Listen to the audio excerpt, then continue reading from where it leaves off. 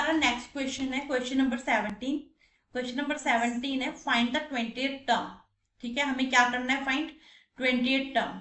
ठीक है, from the last term of the AP, AP की लास्ट टर्म से हमें 20th टर्म फाइंड करना है। तो इसमें हमने क्या करना है, जब भी ऐसा कोई सम आता है ना, तो सबसे पहले एक चीज हम देख लेते हैं हमारे पास एपी में क्या क्या नीड है। ए और डी की नीड है। इन्होंने कहा है कि आपने लास्ट से शुरू करना है। लास्ट वाली टर्म क्या है हमारे पास, 253। ठीक है, अब हमने सबसे पहले लास्ट टर्म तो 253 है, पर उसके आगे का क्या होगा, क्योंकि इसे हमें रिवर्सिंग ऑर्डर में लेना पड़ेगा। ठीक है, रिवर्सिंग ऑर्डर में कैसे लेंगे, जैसे ये स्टार्ट हो रहा है वैसे ही इसका भी रिवर्सिंग ऑर्डर होगा। तो by the help of reversing order, by the help of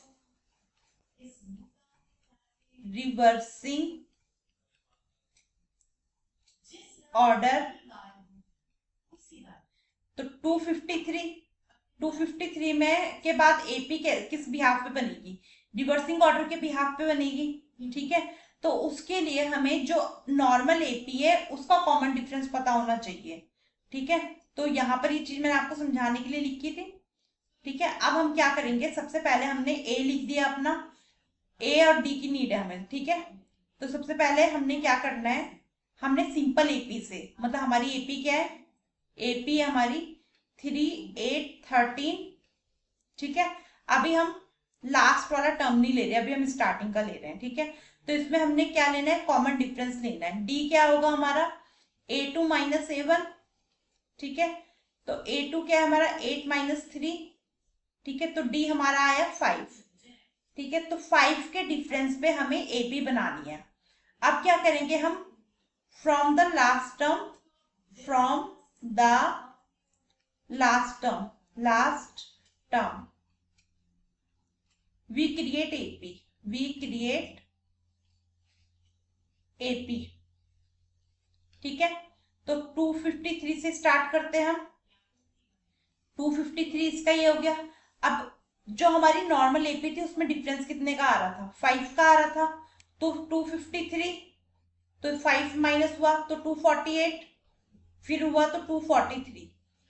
ठीक है, हमारी अब बन गई एपी रिवर्सिंग ऑर्डर में, हमारी क्या बन गई, एपी रिवर्सिंग ऑर्डर में, सो ऑन। ठीक है, अब हमने क्या करना है, अब हम ऊपर वाले हिस्से को भूल जाएंगे। क्यों, क्योंकि अब क्वेश्चन में जो डिमांड करी थी उन्होंने कहा है कि A20 निकालना है लास्ट टर्म से। फाइंड, अब हमारा क्वेश्चन शुरू होता है यहां से। ठीक है, मतलब हम यहाँ सॉल्विंग करेंगे, ऊपर वाला भी पार्ट जरूरी था जितना मैंने आपको समझाया है, बट अब जो आंसर निकालने की बारी है वो हमें यहाँ से फाइंड करना है। Find A20। ठीक है, A20 का फॉर्मूला क्या होता है, A20 equal to A plus 19D। अब इस वाली एपी के अकॉर्डिंग हमारे पास ए तो है, ए है हमारे पास 253, पर डी क्या होगी, डी होगी हमारे पास, डी के लिए हमें क्या करना है, A2 माइनस A1।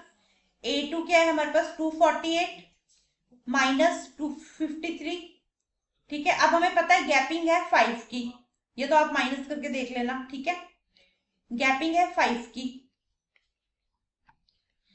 तो जब गैपिंग 5 की है तो मतलब 5 तो आएगा, पर साइन कौन सा आएगा, जो बड़े के आगे माइनस का।